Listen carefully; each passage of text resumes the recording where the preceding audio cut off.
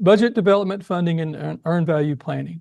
This session examines how financial planning enables governance, forecasting, and value delivery.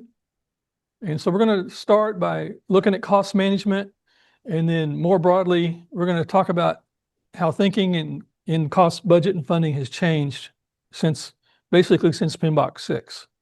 And so this gives us context for cost management. It's no longer treated as a standalone control function. So used to, they kind of looked at it as budgeting as a separate thing. And now it's we have a more integrated view of it. And so from there, we're going to talk about the core planning processes that are related to finances. So plan financial management, estimate costs, and develop budget. Those are the three processes we're going to look at. And those are the three from PMBOK 8. The PMBOK 7 or 6, 7 had, and 6 had develop budget, I think is the name of the process. So they just changed it a little bit. But what these processes do is they establishes the rules, the assumptions, and the structures on how we're going to do cost. Then we're going to focus on cost baselines, cost reserves, funding limits, and we'll talk about how contingency and management reserves are treated differently and how funding constrains those. And then we'll spend a pretty good portion of this. We'll take a break and come back and look at earned value and how performance metrics and the measurement techniques that we need to design and determine during planning so that they're meaningful when we do execution.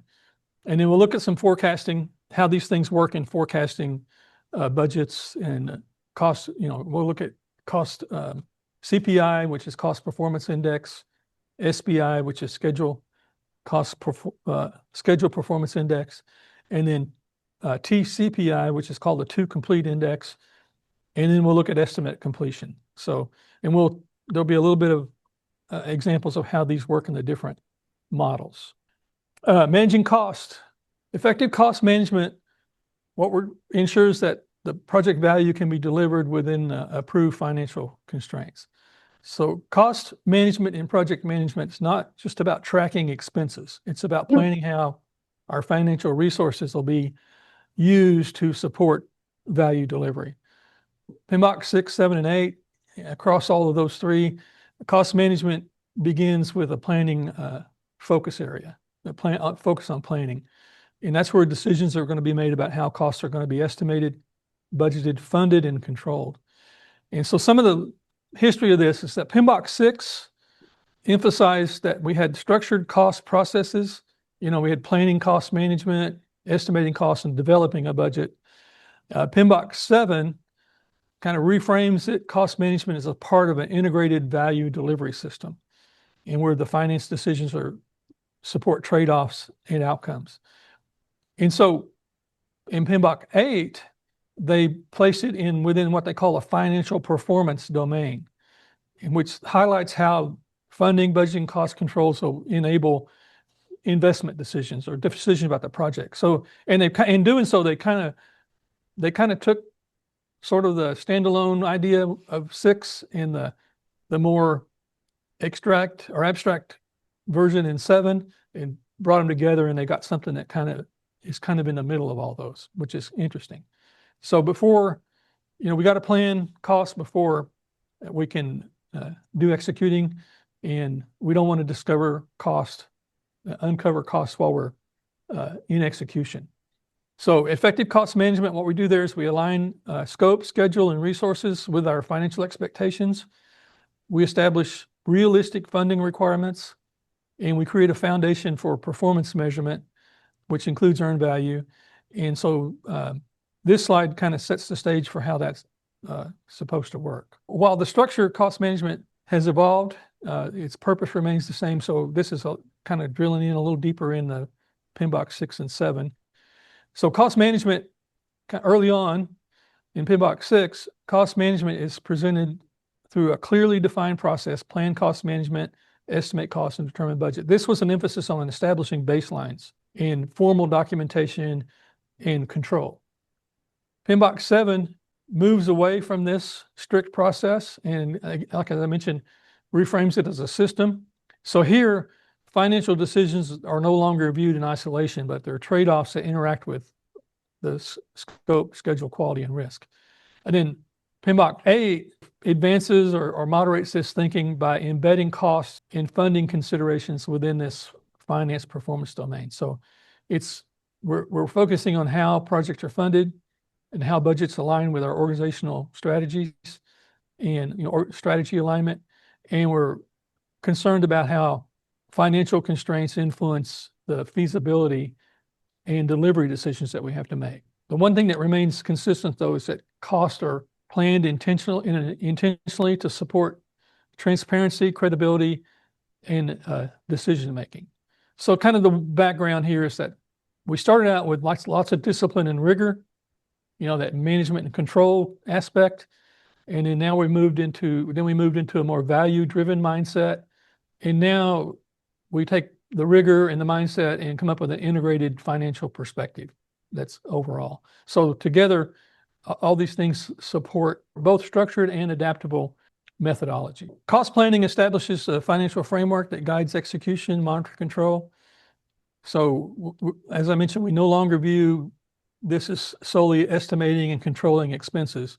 We're looking at this from a more holistic view of planning project costs and financing. And so from this perspective, planning more than how much the project's going to cost, we address how the project's going to be funded, when the funds need to be available, how financial decisions support operational investment priorities, and how cost performance will be measured over time. That's the earned value piece. We make these decisions early in planning before execution begins because they establish the financial conditions under how we manage the project and how it can succeed.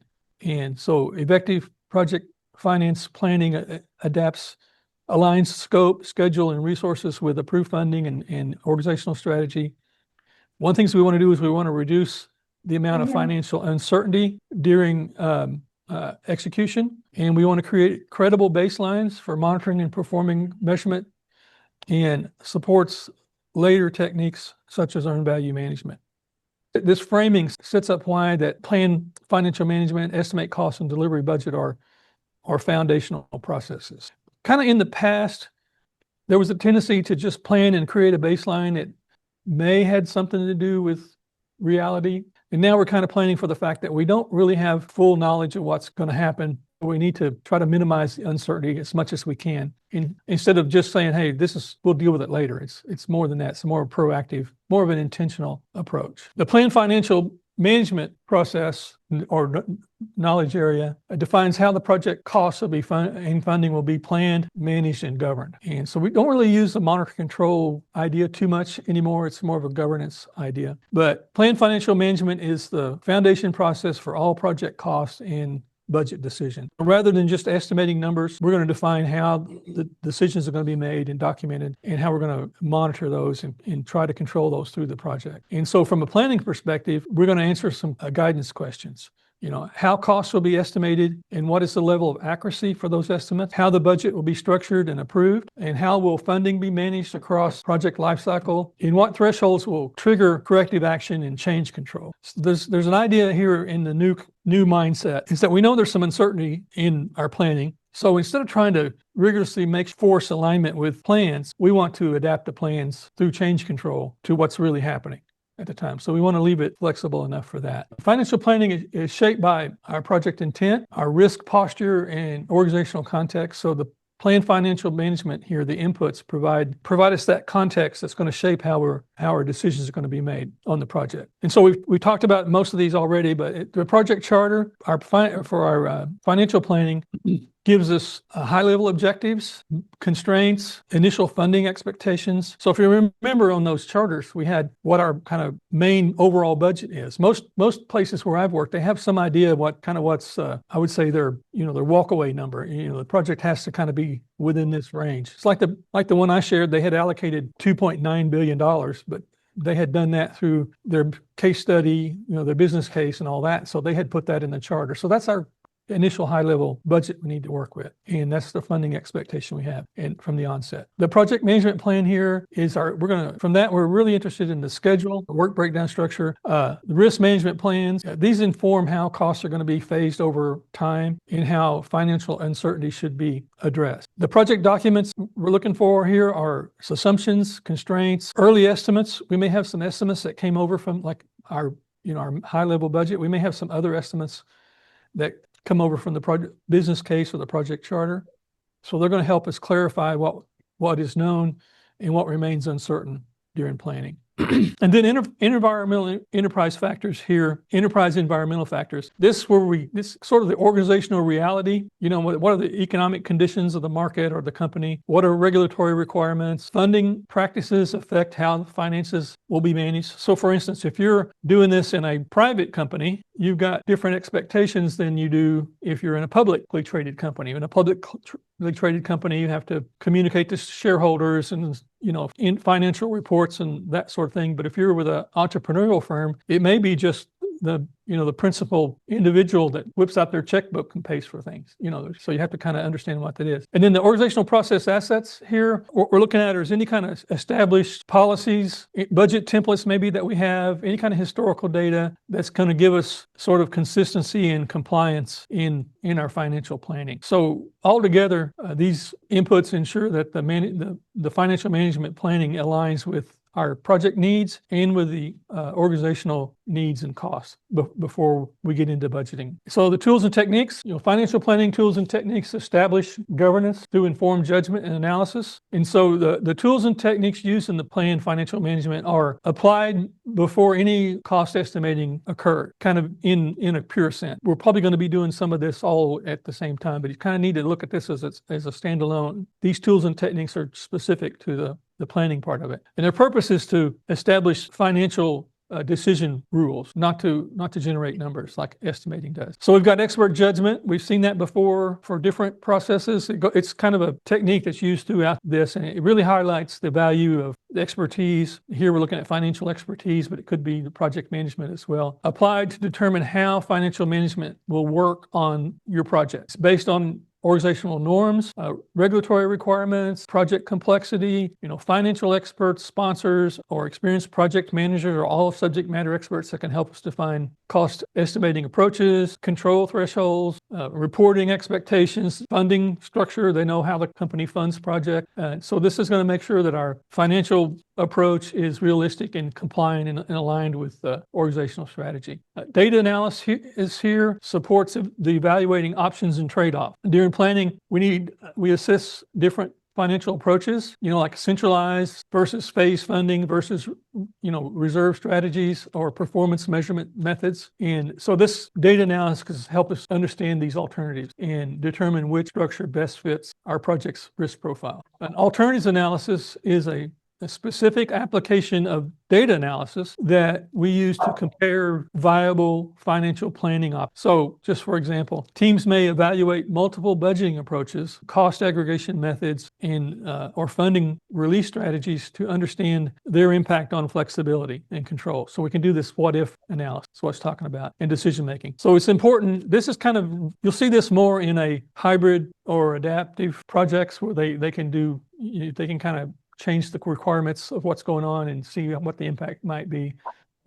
Move things in and out of priority and things like that. Then we've got meetings. Meetings in this case are with stakeholders. We want to align stakeholders on our financial decisions. And so what we're trying to do is clarify assumptions. We want to make sure everybody's assumptions are on the table. Approval authority, who's authority to approve what? Escalation paths, how do we escalate finance cost issues? What's the reporting cadence, which is important to know when reports. The communications management part of it. We want to make sure that the finance people, the comptroller, the CPAs, they're going to want reporting on a different cadence that maybe the project manager or the some vendor might want. So we got to make sure we have all that. We do that kind of establish this through meetings. So all these tools, they don't tell us what the project's going to cost at this point. They just tell us how we're going to decide how we're going to approve and manage financial planning that we do. And so these are the outputs. There's just two basic outputs here. the financial management plan, and the spending strategy. So financial planning outputs establish governance structures that's going to guide our cost estimating and cost performance measurement. So what we're doing here in this planned financial management is we're just planning, kind of setting the rules up for how we're going to do the estimating and develop the plan. So it's sort of the plan to manage the planning, if you will. So the outputs define this governance framework for the project. And we're not looking at cost estimates or budgets here. Instead, what we have is rules, we have structures that guide how we're going to develop and manage this planning as we go through. So the financial management plan documents how financial decisions are going to be made throughout the project. It's not, the earlier context it was kind of a one and done thing. We planned everything and then we just kind of beat everybody up to follow those costs, right? And what that resulted in is a lot of poor decisions getting made while the project's actually underway. And instead of people, they would cut corners, cut costs just to meet the budget. Now we're wanting to deliver value, and so we want to make sure that we establish a framework so that when we do run into finance issues, we have a mechanism to handle that. What happened in the past was it discouraged people from really seeing the finance part of this as a tool to help you accomplish what you're doing. It was a very negative context in the whole project management.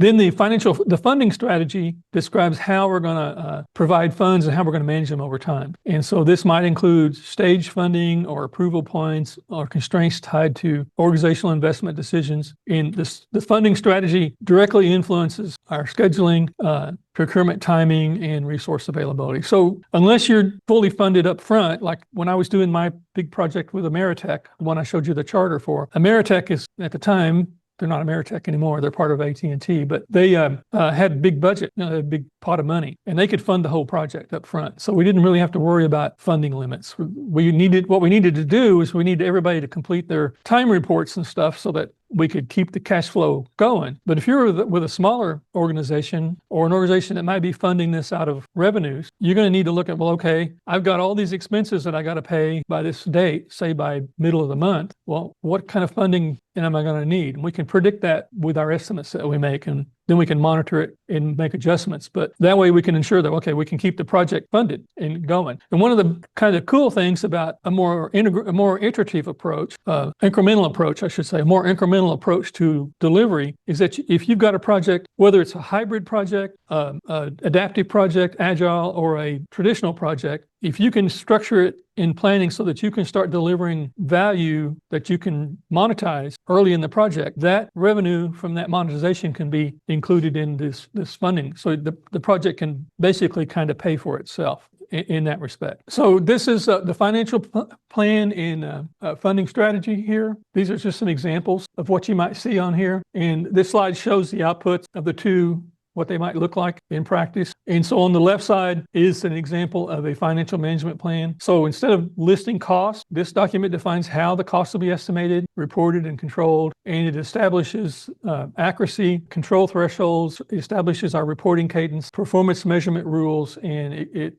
creates consistency before estimating begins. So you can see estimating has to be within plus or minus 10%, units of measure, hours of materials, cost threshold plus or minus, and reporting frequency. And if you notice, one thing to notice on here is they list these things as in a range, right? So the estimating range, the accuracy is a range. So it's always better to give your stakeholders a range. I think this is going to cost between, $1,000 and plus or minus $100. So that gives you a $200 window there. If you come in on the low side, that's great, but you've got a little bit on the other side. So you're setting up, you want to be accurate within that 10%. You don't want to inflate it. Giving them a range is better than saying, I'm going to deliver this for $1,000. What happens if you tell them you're going to deliver it for $1,000, you deliver it for $1,050, they're probably going to be disappointed. Even though we're only talking about, but if you give them a range and you're within the range, you're going to have happier stakeholders. So it's a lot about managing stakeholder expectations. Then the next one is the funding strategy. This focuses on how and when our money's going to become available. And so funding might be released immediately, like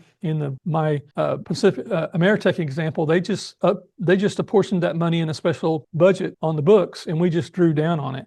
So it was all there in the beginning. And so we may have some kind of incremental release, or we may have some kind of tied to approvals and milestones like value delivery, actual product. And it might be constrained by the organization's financial investment policies. The portfolio, most of these investment policies will be reflected in our project delivery system at the portfolio level. But together, what we're seeing is that the planning outputs are what we call governance artifacts here, not calculation out of the plan financial management. And so now we can move on to the next thing is we'll move on to estimate cost. So this is an overview of estimate cost, and estimate cost converts planning information into cost estimates that support our budgeting and funding decisions. So we've created a plan on how we're going to do things, and now we're going to start doing that, and we want to follow the rules that we established. What this does is it gives us consistency when we have those plans. And so the estimate cost process focuses on monetary resources that are required to complete the project and the project activities. Unlike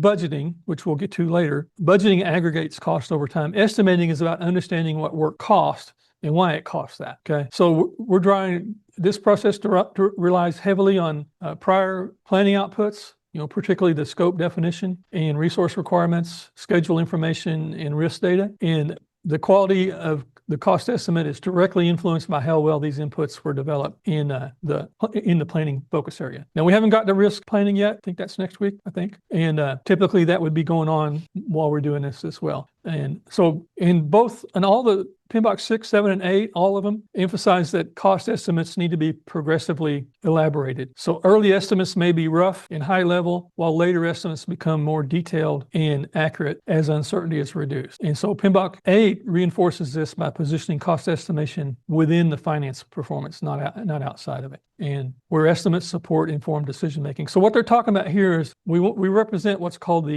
the cone of uncertainty. I don't know if how many of y'all heard of that. You've seen the maps where they show a hurricane and they show it out like in the ocean 10 days ahead of time, and they have these cones and it could go anywhere in there. That's kind of what I'm talking about. The early estimates are way out there and way far away from when we really need it. And as things get closer, more uncertainty, more work we do on defining it, it kind of removes that uncertainty. There is a concept though. It comes from the design thinking process, which is design thinking is an innovation technique. But what they talk about there is keep preserving your option. So what you do is you don't discount any particular, say you have got estimates and they're all over the place. And what you do is you start going through and finding the ones that are just false, it don't work. And you can remove those, but you don't eliminate the other ones until you have evidence to do so. And by doing this, eventually you'll narrow down to maybe one or a choice between one or two, and then you have to kind of evaluate which estimate works best. And that's a kind of a new way of thinking about how to manage what's coming through that cone of uncertainty, or the funnel of uncertainty, if you want to talk about that. So in the next slide, we're going to talk about the inputs, tools, and techniques and outputs of this. So we'll go over this in a little bit more detail. The estimate cost inputs, accurate cost estimates rely on integrated scope, schedule, risk, and organizational information. So in the estimate costs process, these inputs provide the context and constraints that shape how our estimates are going to be developed. And so the cost estimating, it doesn't occur in isolation. It's part of a multiple planning artifacts to ensure that our estimates are realistic and traceable. We want to know where the traceability comes from and aligned with project objectives. Again, the project management plan here, this is, again, it applies foundational guidance, but here we're looking for the scope baseline mostly because it defines what's being estimated. And, while we have quality requirements, they might influence cost through standards and inspections and rework. But quality is a lot of time kind of built into the work. So it's a little bit of a difficult one sometimes, but you need to understand what the cost of quality is, like your traditional defects and what your expectations are there. So we want to make sure we have the full scope and level of what the quality is. Project documents here they're talking about is the operational detail that we need for estimating. So resource requirements identify the types and the quantities of labor, materials, and equipment. And the project schedule informs when costs will be incurred. And what we're trying to do is understand the sequencing constraints that may affect our pricing or our funding. And the lessons learned are something we want to leverage here as part of our documents. What happened on historical cost data, we want to avoid repeating past errors. The risk register, we haven't talked about as far as a planning document goes, but really you should start the risk register. And I kind of would think that it's my view, put that way, that the risk register should be part of the initiating process. So that it's like we did the stakeholder register, we ought to do an early risk register at the initiating process. And then we can develop that through risk management techniques throughout the project. Like we're going to do, like you do the stakeholder, you manage stakeholder engagement throughout the project. You should manage risk the same way. And so, but for now, the risk register is done during risk planning. And in my view, that ought to be an initiating activity, just like stakeholder planning identification is. So, but normally you would have a risk register in some state of development before you start all this estimating. Environmental process, enterprise environmental factors. This here we're looking at understanding how estimates are prepared within our organization. There might be certain approval processes or expectations. Again, market conditions, things like what's the cost of labor, what's the inflation rate, what are the regulatory requirements that influence our cost in estimating accuracy. And then the organizational process assets here are historical data, again, estimating templates, organizational standards. Mostly what we're looking for is these assets that affect the financing part of it. So you're going to see these tools and technique, enterprise environmental factors, and organizational process as inputs on almost everything. But what we're looking at here is we're in the estimate cost process here. So what from those two items apply to what we're doing now? Okay. And so, but they're generally the same as we work through this. So tools and techniques, cost estimating techniques are selected on available information, uncertainty, and decision needs. So many of these tools and techniques are used in estimate costs are not new. We've seen a bunch of these before. And we've seen them in earlier planning activities, especially in the resource estimating and schedule development, where we did estimate duration for the activities. And so here we're going to kind of change the lens a little bit. And so instead of estimating effort or duration, we can use these same techniques we had before to estimate monetary costs. So like analogous estimating, bottom-up estimating, parametric estimating, those techniques can be used here as well. So the expert judgment continues to play a role here. This helps us to validate assumptions because we can talk to the experts and see if we're in the ballpark, that kind of thing. We can adjust our estimates based on what we learn from them. We can ensure that historical experience is reflected in our cost projections. So this is similar to how we used expert judgment before. It's really a consulting kind of role here. So all the techniques, analogous, parametric, bottom-up estimating, all familiar. So we've used these approaches before when estimating resources or duration, and we based on historical data or productivity rates. So bottom-up estimating follows the same logic, aggregating detailed cost estimates at the activity or work package level. Most of the time, my involvement with projects has been that we have done the bottom-up estimating, especially for the more complex and larger project. If it's something that you kind of do over and over, say you've got a certain service that you provide to your customers and you just customize it for them, then you may be able to bring over a whole bunch of estimates from the analogous part, what you did for the last time you did it. Maybe you did it a month ago for a different customer, and now we're doing it this month for a new customer. We could probably roll over a bunch of those estimates or what we learned from that project and apply it to ours, and then apply the bottom-up estimating just for the customized detail. So we can do that kind of hybrid estimating, if you will. But we have this 3-point estimating. I think we might have talked about it before, but it's a technique from schedule development used to account for uncertainty in activity duration. So in cost estimating, we have the same purpose. We're trying to capture the variability and the risk in our assumptions rather than relying on single estimates. And so we'll look at an example here in a minute of what 3-point estimating is. Data analysis, which includes reserve analysis, we're building directly on our earlier planned work. So we've already seen how reserves are applied to schedules and resources. The same thing in costs. We'll have a contingency reserve that comes from the schedule development and budget development piece of it. On the risk management, it's basically in the risk management part, we create a expected monetary value of the risk profile, and that becomes our contingency reserve. But we apply it over the schedule, and we'll see an example of how that works in a minute. And then we have something called a management reserve. The management reserve is basically just a number that the organization is comfortable with for stuff that happened. Unknown unknowns, known unknowns, and I don't know if you guys are all, especially those of you in here, I don't know about online, but maybe too young to remember, but right after 9/11, Donald Rumsfeld was our Secretary of Defense, I think. And they were asking him questions about what he knew. And he goes through this whole speech about, well, we know this, but this is known, but it's unknown. And then there's unknown unknowns. And the press it goes way over their head. But what he was talking about is there's things that we know are going to happen, right? We just might not know when or how much. So that's sort of the known unknowns. But then there's things we just can't plan for. Like we could plan for, well, even this ice storm's not really right, but I don't know you guys, but up by where I live, the marinas up there around the lake, the ice, a sheet of ice on one of those marinas can weigh like 25 or 30,000 pounds, and they're just sinking the docks, right? Well, they couldn't plan for that, and so things happen. So that's the unknown unknowns, and that's what the management reserve is for. And you kind of have to, the way that's usually done is it's just a budget that your organization is comfortable with, saying that, okay, we're going to apportion X dollars for your project, and just in case something happened that you hadn't planned for. And sometimes, like the one I worked on one for, I was with Telcordia, which used to be Bell Communications Research. And what we had to do is they said, okay, here's like 10%. Basically what they said is, we look back on all of our projects that we've done, and we have about a 10% cost overrun, over the plan budget, over the contingency reserve budget, right? So they got another 10% on top of that. And they just allocated 10% as this management reserve. The only difference is with contingency reserves, we had a planned action for when we need, if something happened, we could go to the risk management plan and we have already laid out, well, what are our alternatives? But with the management reserves, we don't know. So we had to go and ask them to approve to release those funds. Now, what they did is, as the project progressed through time, they reduced that amount, right? So that you have say that 10% is $100,000, and you got a 10-month project. Every month they're chopping $10,000 off of that management reserve. And they do the same thing with the contingency reserve too. And that way on the books, those funds are now released to go work somewhere else.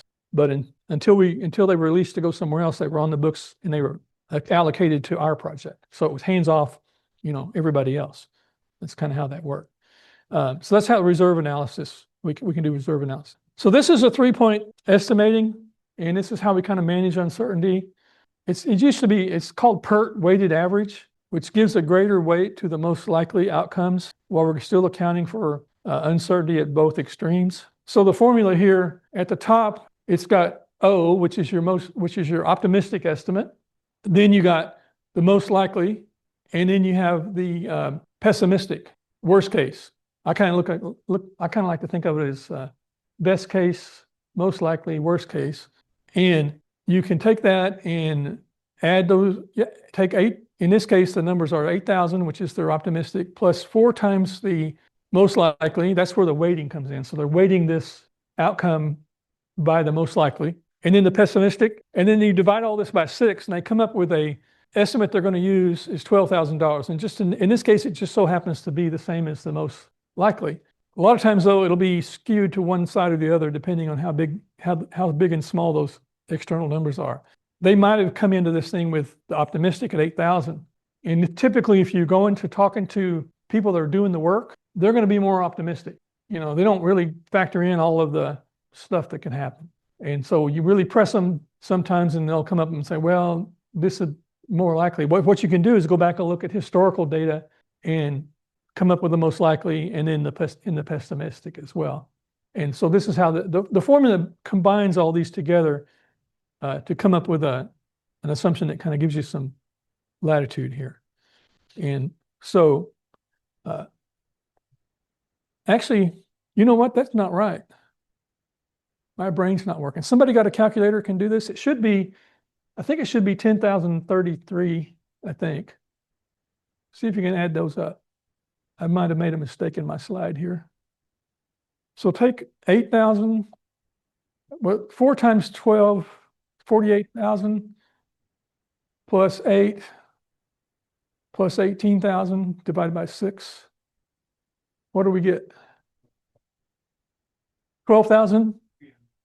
12,333. So it's a little on the pessimistic side of the most likely. So yeah, I was looking at that 12,000. I was thinking there's something wrong with this. It shouldn't be exact, but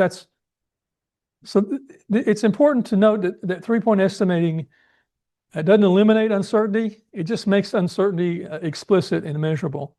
And so we can work on providing stronger inputs. And so it just means that we're not just guessing what we're doing. The one thing I can tell you, and I've done it, if I wanted to torture people, I would have you all do the proof on this. I don't know how much math you know, but I've done the statistical proof on this. And you're like, well, so what? You just divide by 6, what does that do? It's actually produces a statistically significant outcome. So simple formula, but if you go back and unpack it, you can do all the math and the differential calculus and prove it as a statistical proof. So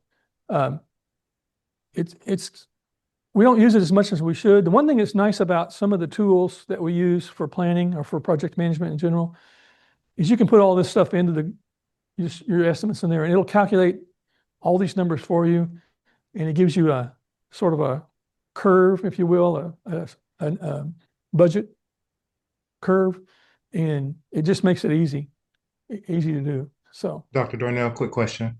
Yeah. So in this case, would it be safe to just round up? If we're talking about project cost estimate, would it be safe to just round it up to maybe 12.5 or?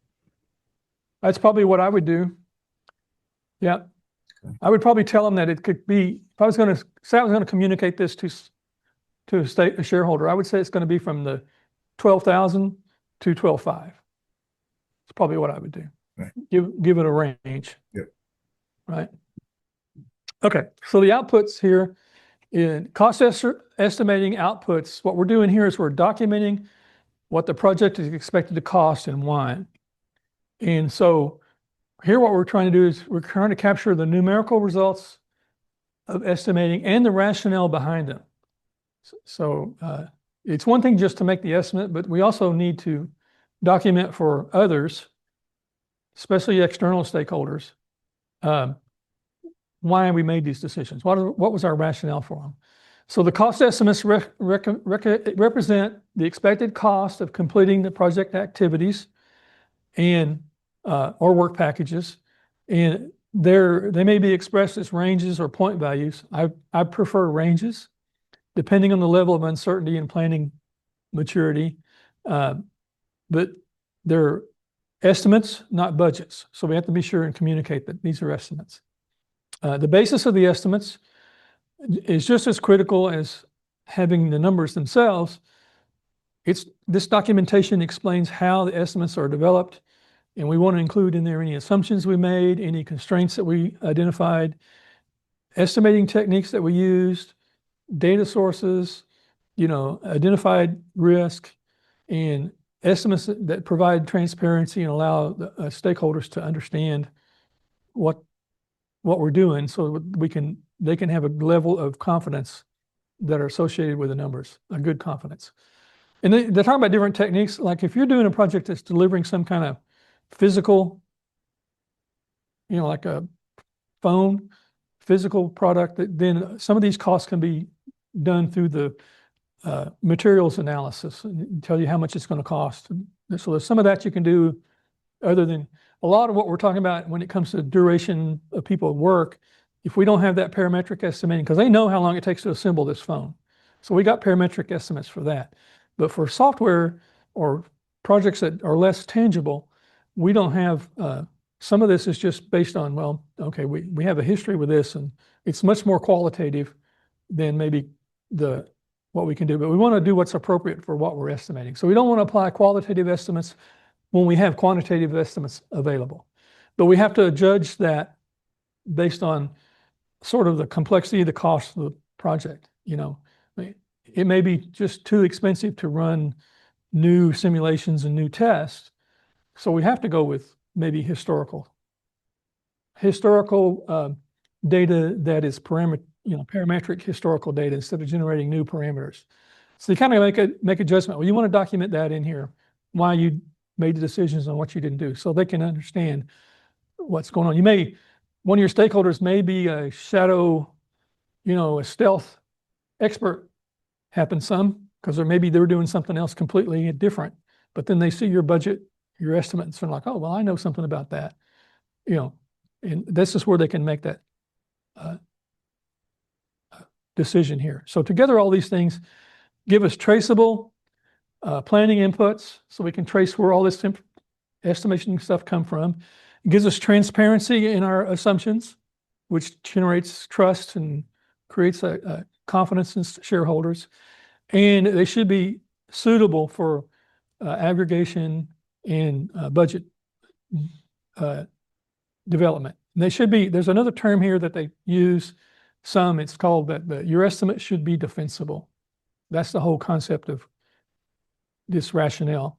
You want to be able to defend, your estimates. Like when I had to go before my committee and defend my dissertation, I had to be able to defend the assumptions I made, the statistics I use, the outcomes, same kind of thing. You need to be able to defend that. So the develop budget, this is the second process here. The develop budget transforms cost estimates into approved cost baseline and a funding plan. So it focuses on aggregating estimated costs and aligning them with organizational funding constraints to establish a realistic and controllable financial baseline. And so there's a couple of baselines here that are related to this. There's the cost baseline, which is basically your estimate at completion. What's it going to take to complete this? And then there's the performance measurement baseline, which is your cost baseline over time. What is it? You overlay the cost on your schedule, and then you can say, well, at this point in time, this is where we should be, and this is what our spend should be. And that's where we go into the domain of earned value, which we'll talk about next after all this.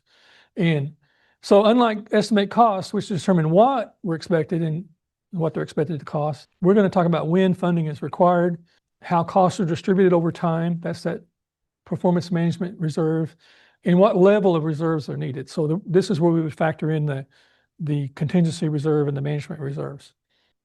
And PMBOK 7.8 emphasized that it's not an budgeting is not an accounting exercise, just an accounting exercise. It's an accounting exercise, but not just an accounting exercise. It's a decision-making process. What we're trying to do is connect project spending to value delivery and priorities here. So during planning, the project teams and stakeholders are going to use this process to combine individual cost estimates into a total project cost. We're going to apply a contingency and management reserve. We're going to reconcile project needs with funding limits and release schedules. We're going to establish a cost baseline that becomes a reference point for performance management. And so all these things together enable effective cost control and earned value analysis, along with, governance and project execution. So the develop project budget. So we have three cost or financial processes that are in this performance. It's the planning, the financial management performance domain, but we're in the planning focus area. A couple of other processes, I think there's two processes that are in the execution part of it. The monitoring and all those are over in execution. But we're just talking about the three planning ones. And this is the last one of those three. So budget development integrates cost estimates with schedules, risk, and funding constraints. So here the project management plan, we're looking for context for the governance. And we should have the financial management plan that we just did, the resource management plan that we did a little while ago, and then the scope baseline, which we created last week as inputs to here. Project documents, here is where we're looking for the quantitative detail needed to build the budget, what I talked about before. If you've got the quantitative estimates, use those. What's appropriate. The business case, maybe give us investment limits and what our expected returns should be. Benefits management plan helps us make sure that spending supports intended outcomes over time. And we want to have some idea on how we want to emphasize all these on cost, on value delivery. And so we have agreements here as inputs. This has to do with contracts from vendors that we had. Now, one of the issues we have with planning this is that the actual contracting process part of it might not happen until we're already underway in execution. But we need to kind of set up for that here. And we had the make or buy analysis. We need to anticipate what we might be doing here. Payment timing. When do we need to make payments? What ranges are we doing in our cost estimates? Funding obligations, what are our obligations to pay vendors and things like that? And so one of the things about these agreements is they can introduce fixed cost or milestone payments that we need to make, that we need to reflect in the budget, which are different than maybe paying payroll over time or something like that. Like we may have a fixed price contract that we don't have to pay until they've actually delivered what we contracted for. So that money may not be allocated till later, expended till way late into the project, sometimes even wait till the end of the project. The enterprise environmental factors here is where we want to know what's feasible from a budgeting perspective. So what's the availability of funding? What kind of scheduling does the organization have? What kind of controls and accounting standards and regulatory stuff? And then what are our physical calendars? Organizations fund things based on quarters and, projections. So they often limit how and when we can allocate funds. And then the organizational process assets here that we're looking for is, what is the institutional knowledge that we have that we can use to improve the budget over time? And so that's historical budgets, that's cost aggregation standards, lessons learned, anything that from past financial planning that applies, or mostly from mistakes. We want to learn from mistakes.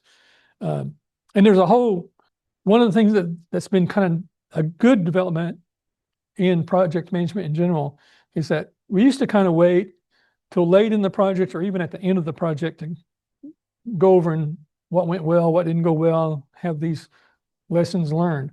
The problem with that is on most traditional projects, by the time you get there, everybody that did all that stuff they're off doing something else. And it becomes memories fade and it becomes a blame game, throw people under the bus. Whoever's not there gets thrown under the bus, for making the mistake. But what we've done now is most of the projects I've worked on in the last maybe 10 or 12 years, we've integrated the concept from the adaptive model of having retrospectives or having demos frequently. So we might have, like every month, we might have a separate, what's going well, what's not going well, what can we do to improve things, what would we do differently, that kind of conversation. It becomes more of a conversation, less of a, it's your fault. And then from that, we can document all that stuff. And all that documentation becomes an organization process asset that we can use not only on our current project, but we can use it on future projects as well. So that's been one of the things I think help improve the success of traditional projects. While I'm here on this success thing, the success numbers, the adaptive models for projects that have sort of that less tangible outputs, improved project success historically around 10% over what they were before. In the traditional or predictive models kind of got a bad break because they were kind of consistently around, 40% and kind of flat. Well, they've improved too, since we've started kind of blending in some of these tools and techniques. And so overall, it's not exactly a hybrid model because we're not changing really the predictive nature of it, but what we are doing is we're taking some tools and techniques, like from budgeting, we'd want to maybe take some of the more current thinking and bring into here. And so we've seen a lot of that's helped improve project management overall. And I think that's represented in PMBOK 8 better than we've had to date from the PMI. Okay, so the next here is the tools and techniques from the developed budget. So the developed budget applies judgment, analysis, and funding constraints to transform cost estimates into approved cost baseline. So that in the developed budget process, tools and techniques are used to move beyond sort of individual estimates and establish a time-phased, cohesive time-phased project plan. Unlike estimating, we're focused on determining probable costs. Budget development focuses on aggregation, alignment, and approval. So what we're trying to do here is come up with the final budget that we need to get approved. And cost estimates are rolled up into work packages or into control accounts And ultimately, the cost baseline will be used for funding and performance measurement. And so several tools support analysis and validation here during this process: expert judgment, historical information review, help us confirm that the budget is realistic and consistent with our experience. And we want to, and it's aligned with strategic goals. Reserve analysis ensures that uncertainty and risk are explicitly accounted for. So a key emphasis of this project is funding constraint alignment. So funding limit reconciliation and financing techniques that ensure the timing of planned expenditures, and we want to match how and when funds are actually made available. And so this is where we try to prevent any kind of cash flow issues. We want to make sure we have good cash flow. And so this is in project management in general, this position here within this finance performance domain. And so the finance performance domain is I think it's new. I don't think we had it before. So let's go to outputs. Output here is developed budgets, is that the outputs of the developed budget process formulate the project's financial plan and prepare it for execution and control. So the cost baseline is the approved time phase budget for the project. What we're doing here is it aggregates estimated costs and contingency reserves and management reserves and serves as a reference point for measuring our cost performance. So once established, the cost baseline it's a core component of our project control and reporting function. So project funding requirements are talked about here. In our baseline, we want to translate that cost baseline into actionable funding needs. So we need to know when and how much funding is available. We want to account for any kind of organizational constraints. We want to account any kind of stage funding or external financing agreements, arrangements. We want to make sure that the funding requirements, if they differ from the cost baseline in timing, we want to account for those and make sure those are aligned with our schedule. And so we're going to have a lot of project documents that we need to update when we get to this point, and in terms of integrating the financing with the rest of the project. And so we might include some revisions to assumptions, to risk, schedules, our lessons learned, or even the budget decisions that we made, the rationale. And so all these things together enable the financial governance and approval and cost control, performance measurement mechanisms, and it prepares us to do earned value management. So at this point, the project's not just an estimate, it's authorized and ready for execution. So we want the funds to be authorized. And somewhere in the charter, it should have said who is authorized to expend or spend this money. So it's usually the project manager, or in one of my cases, we had a group of project managers, like a little small, there was like 5 of us, the big giant project, but we had to get together and approve. We were given the authority by the sponsor in the charter to expend these monies. So it kind of gives us that pass. So when approved, and we have a cost baseline, a funding plan in place, the project's now positioned to start planning for performance measurement and using earned value measurement, which we'll talk about. So when we get all this done, budget looks, if you take it and you lay it out on a graph like this little S curve, this is your cost baseline budget. What we're going to, the small, and what we're going to do is we're going to add in, what they're showing here is they've got this contingency reserve built into it. And so your estimate completion is this top number. It's the contingency reserve plus it's the budget plus the contingency reserve. And then you've got your management reserve that's just stuck on top of it. But they typically form an S curve like this. And what this S curve represents is that somewhere see if I can get my mouse over here. Somewhere in here, we're in the beginning, we're kind of initiating and work picks up, and then eventually it'll kind of flatten out when we get to the end. And so this management reserve is on top, the contingency reserve is here. And so this is our budget at completion. And then this would be our, and what we do is it goes up as we do this. But the idea is as we go through this, these funds go away. So this is the typical view of what it looks like. If you put all this in one of these planning tools and tell it to graph it, it'll look like this. It's an S-curve. So just a little talk here, a little covering on adaptive models. Adaptive projects budget for value delivery and capacity over time, not on a fixed scope. So what we've been talking about here is we've got this scope baseline that we've been estimating the duration and the cost for. Well, in adaptive projects, the scope is usually not fixed because it changes a lot. And so adaptive and agile delivery models budget shifts from scope certainty to capacity and time certainty. So rather than estimating a full scope up front, they'll estimate fixed time and cost, which allows scope to vary. So I think I mentioned before that they might budget for a company doing agile might budget for a team for some period of time. They might say, okay, we're going to fund this team for a year, and we're going to trust the team and the stakeholders to do what delivers the most value first, right? And so the idea is that we're burning down this backlog based on value priority. And so we know that we're always doing the most valuable thing.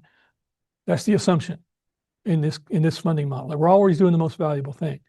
So the budgets typically gets approved as maybe a release budget. So what they can say is, okay, we've got this roadmap for the next 3 months. We're going to fund, quarter 1, quarter 2, quarter 3. We're going to release code every quarter, or it could be by the week, and it could be on a program or a project budget. So like in the scaled agile framework, the highest level entity, as far as scope goes, is called an epic. And it's basically like a portfolio level item. And it's long term, it may take months or years even to get done. And so they set up a budget for that. And you can have multiple epics going through, and then all those budgets together make up the total budget for the team, right? And then what they do is they plan these things out in a rolling wave fashion. So we're going to plan out this. We've got, we're going to plan for the next, say, 12 weeks. And we're going to plan the first 2 weeks in detail, less detail in the next 2 weeks, probably no detail after that. And we're just going to keep rolling the planning forward and doing that. And so as we're delivering value, they just keep funding the project. So the epic owner, which would be like a portfolio manager, can say, well, I'm done, and funding is over. So the funding it can be kind of along with the delivery that's valued in this rolling wave thing. And so, and on personnel, talked about that. It can be done based on personnel. And cost control here focuses on stable, long-lived teams. So the idea is the team is performing well from a cost perspective, keep them together. Predictable burn down rates. There's a concept in most adaptive or agile work that I've done is called velocity. They use something called story points. You'll learn all about it if you're in the agile program. But there are story points are used for planning, but the idea is the team wants to come up with a predictable range of they estimate the work based on story points. So they say, hey, we think this is going to take us 5 points to do. And what you want is the next planning cycle, a similar activity, you want it to be estimated the same. So and the team needs to establish they want to get to a point, say, okay, we can deliver 50 points every 2 weeks. And you want them to kind of be within 5 to 10% of that number. And that gives you can say, well, okay, they've decided they're going to work on these 5 things. And this is what, they all come out to be 50 points. So they should be able to do that. So maybe they do really well and they overestimated. They could pull in another one and get the 55. And so the idea is you want to optimize that. So that's how the backlog works, these short feedback cycles. And then backlog reprioritization, I mentioned that they're always working on the most valuable thing. And then early termination of low value work. And that's where the Epic owner goes in and says, we've delivered 80% of the high value stuff. We don't really need all this. We can add it on later if we want. So let's just stop doing it. And so what we're trying to do is align in adaptive projects with uncertainty and what we're learning about the product we're working on. Because again, it's usually on work that's not real tangible. And a lot of times the stakeholders and even you as a core stakeholder in the development team don't know until they get feedback what the expectation is. And so the feedback is kind of built, that feedback kind of builds expectations, and expectations generate more feedback. And so what you actually wind up delivering could be entirely different than what you expected to deliver in the front.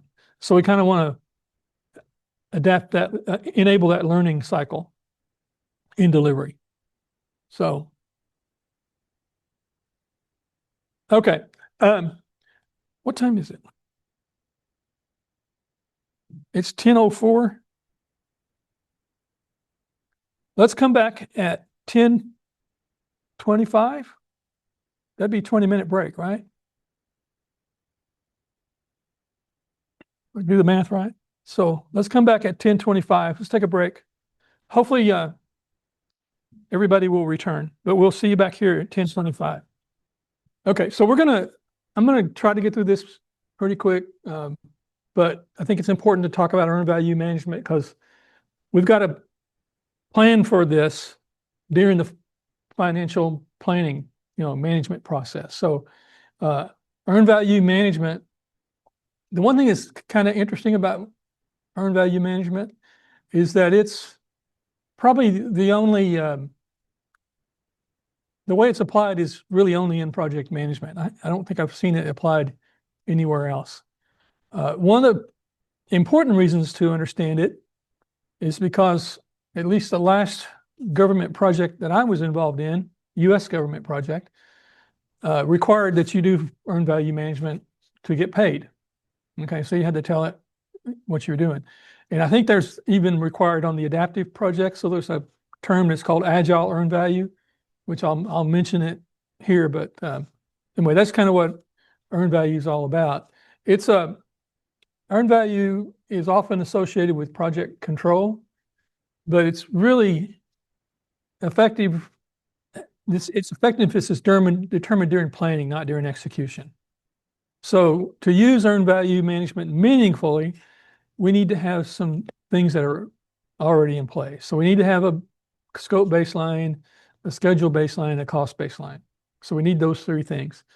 And planning for earned value management involves deciding whether earned value, how it's going to be used, and what level of rigor we're going to use, how performance data will be collected and reported. And so not all projects require the same degree of earned value management application. And we need to tailor this based on our project size, its complexity, and our stakeholder needs. So we're going to, during planning, as a team, we decide which work packages or control accounts need to be measured, how progress will be credited, whether it's percent complete, milestones, or deliverable approach. We'll talk about those. What thresholds or variances will trigger management action. And so earned value supports the performance management domain by enabling informed financial decision-making transparency rather than only focusing on cost overruns, so it allows project leaders to identify trends early and take corrective action. And so it's not a calculation we add later. It's something we need to design and plan for up front. However, it can be a bit like this. I figure 75% to you, Pond Moth. Let me back it up a little bit. I figure 75% to you, Pond Moth, and 25% divided between the 5 of us, Gita, Crowbar, myself, Tom, and the baby. That makes 5% for each one of us. Billy, you're cheating yourself.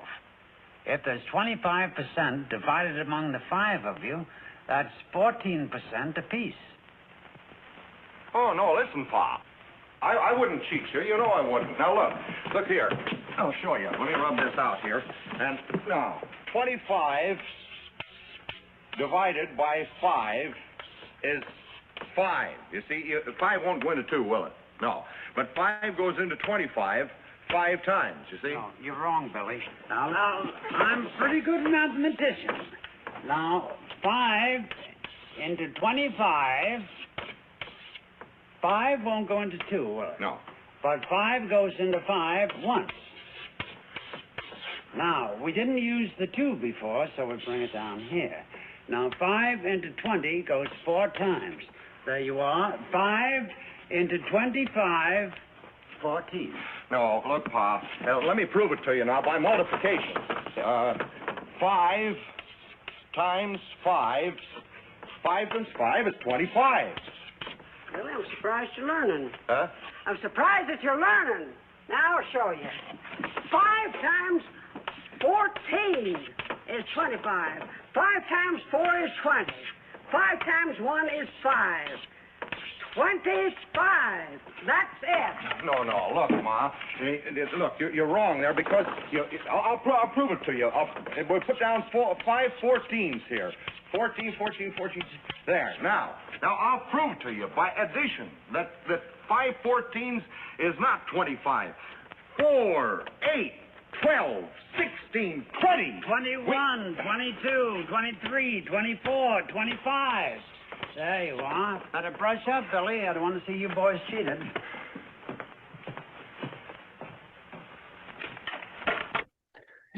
So earned value can make you feel a little bit like that guy there.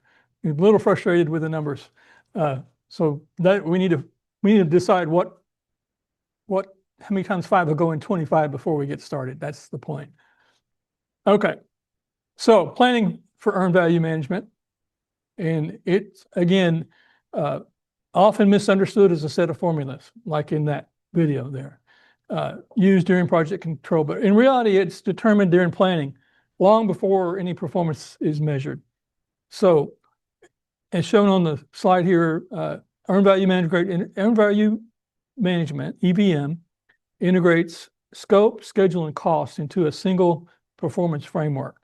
And to make this possible, we need several foundational planning decisions need to be made in advance.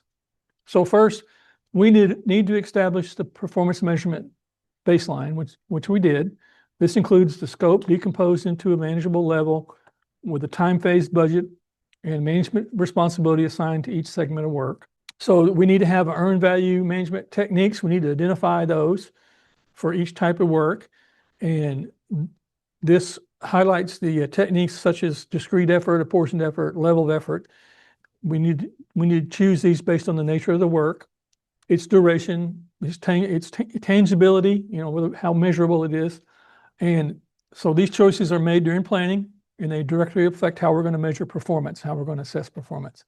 And then planning establishes the key data points, the earned value data points it relies on: plan value, earned value, actual cost, and budget at completion. Those are really only the 4 numbers you need to do everything else.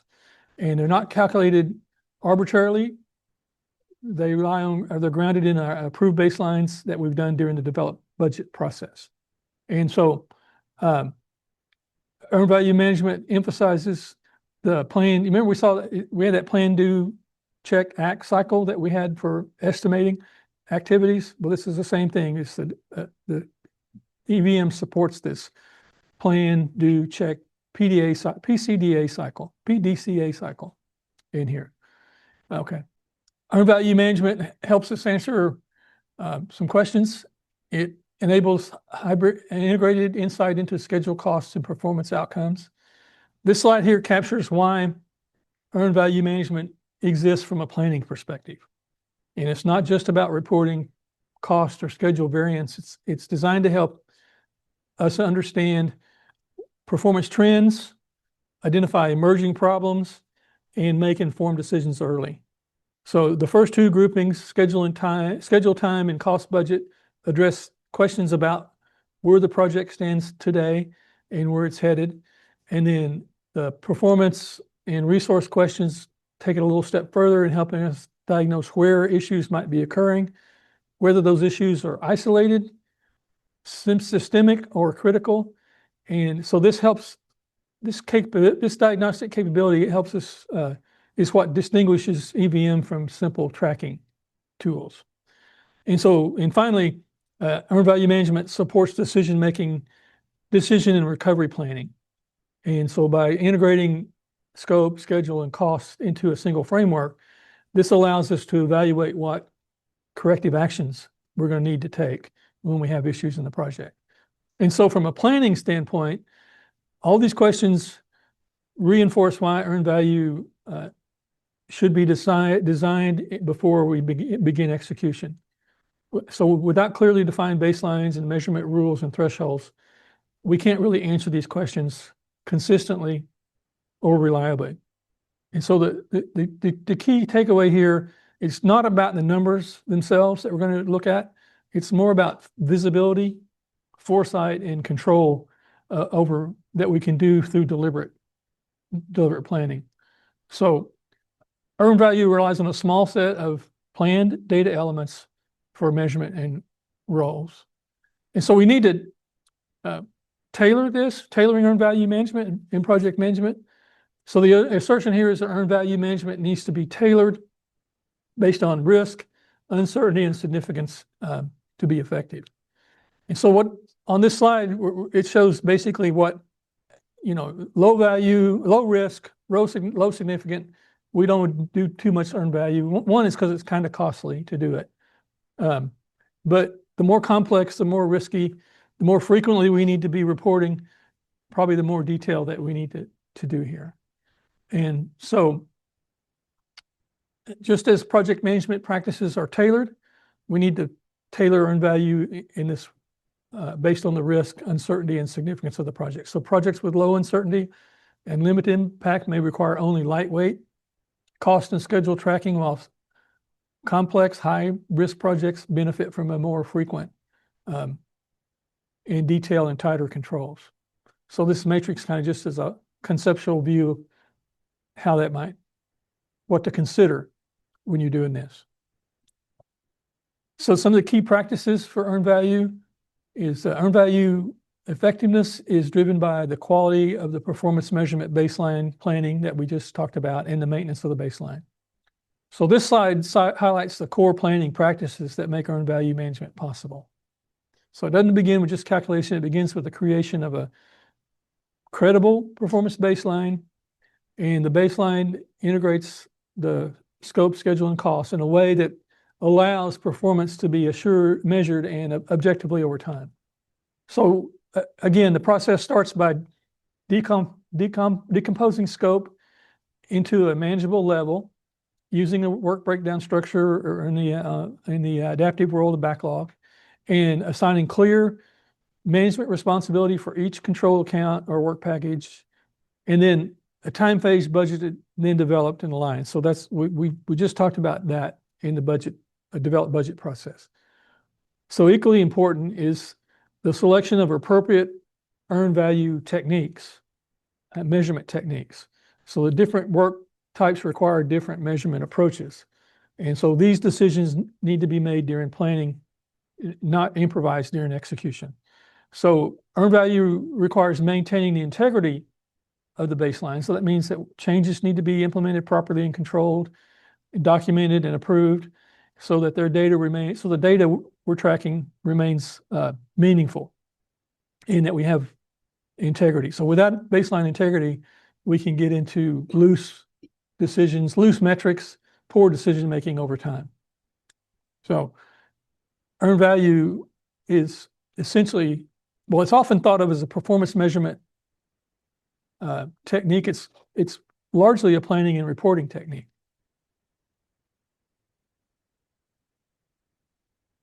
So the key data points just talked about, earned value management is built on 4 integrated data points that link scope, schedule, and cost. And earned value management has these 4 data points allow for performance to be measured objectively and consistently. So the first one here is plan value. It represents the authorized value of the work that was scheduled to be completed by a specific point in time. So that the question here that we're answering is, what did we plan to accomplish? And when, what do we plan to accomplish by a certain date? And then the earned value represents the value of the work actually completed and measured against the approved scope baseline. And it answers the question, how much work have we really completed? Not just how much money's been spent, but how much work we've completed. And the actual cost captures the real cost incurred for the work performed. It reflects what has actually been spent to achieve the completed work. And then budget at completion represents a total authorized budget for the project, and it establishes the financial boundary against which all performance measurements will be made. And so together, these 4 data points form the foundation of earned value management. And all the performance indicators, the forecast, and corrective act decisions that we're going to make. So this is a chart here. It's plan value, and it's also called this BCWS. That stands for budgeted cost of work scheduled. This was the old language that I think it switched over. It's probably been 12 years ago or somewhere a while back. We went to this plan value concept, but you'll still see people refer to it as budgeted cost of work schedule. But plan value defines where the project should be at a given point in time. So it represents the authorized budget for the work that is scheduled to be completed by a specific point in time. And then it answers the question, where do we plan to be according to the schedule and budget? And it's derived directly from the approved scope, schedule, and cost baseline.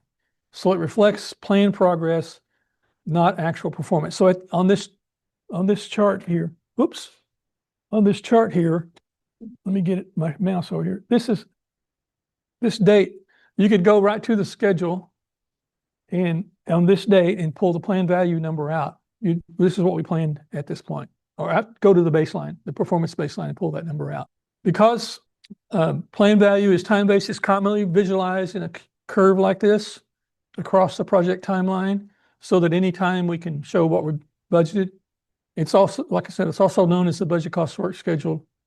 And it serves as a reference baseline for all the rest of the analysis that we do. So in the next slides, we'll compare plan position to what's actually happened or accomplished. And so once we understand where the project is planned to be, we can, the next question becomes is how much work have we actually completed? And so this is earned value. It's the old wording on it is the budgeted cost of work performed. But earned value shows, EV, shows how much work has actually been accomplished and expressed in plan value terms. So earned value represents the value of the work that's actually been completed at a specific point in time. Unlike plan value, which shows where the project was expected to be, earned value shows what's truly been accomplished. So, and if we're doing incremental delivery, it's what we delivered to date.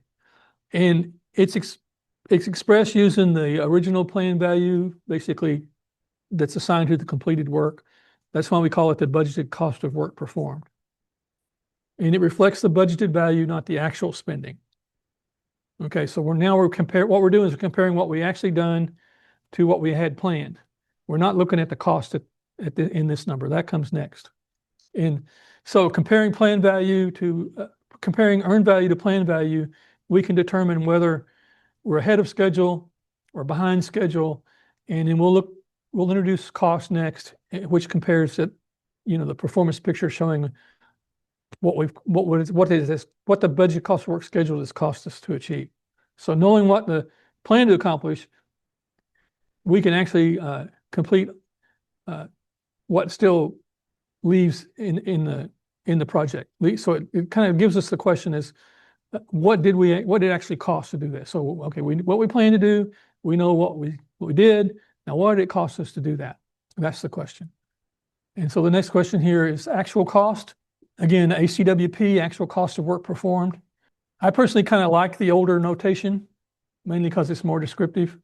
But actual cost captures the expenditure required to complete project work. And so the actual cost represents the total actually incurred to accomplish the work performed at a given time. And it answers a different question than plan value or earned value. What did it really cost to get the work done? It's known as the actual cost of work performed in some context. And the actual value, unlike earned value, which translates progress into plan value, actual cost reflects real expenditure, such as labor hours, materials, and other indirect costs. So the critical point here is that actual cost needs to be measured using the same scope and cost definitions used for the plan value and earned value. So if plan value and earned value only include direct labor, actual cost should only reflect direct labor as well. Misalignment leads, so we want to use the same measurements here.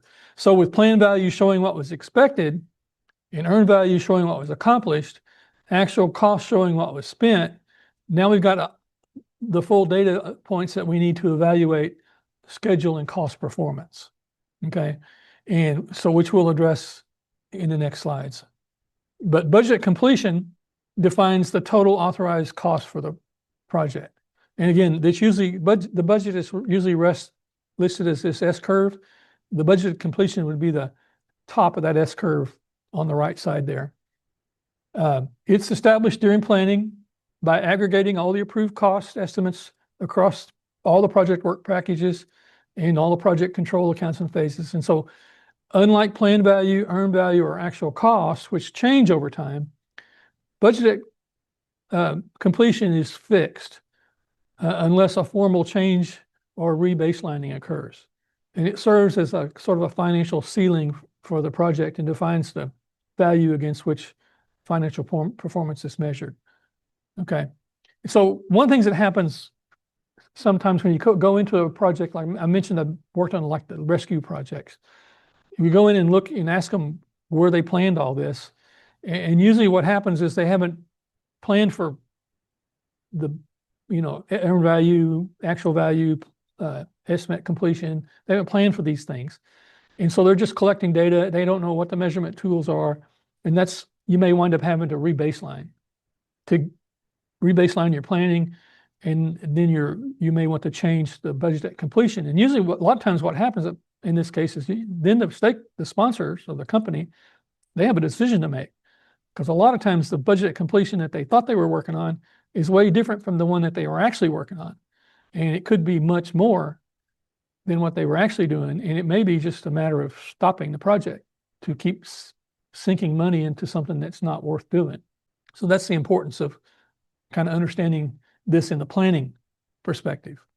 So budgeted completion is critical in forecasting.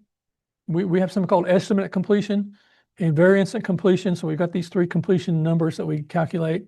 And so budget at completion answers sort of a simple but essential question of why did we originally agree the project should cost when we finished and when it's finished. And with the BAC or budget completion established, we can now sort of evaluate just how current performance and expected performance, how that balances out with expected performance. This is the variance at completion. Variance at completion shows the expected budget overrun or underrun at project completion. You can have variance that runs all the way through, but we're looking at individual work packages, but this is at the end.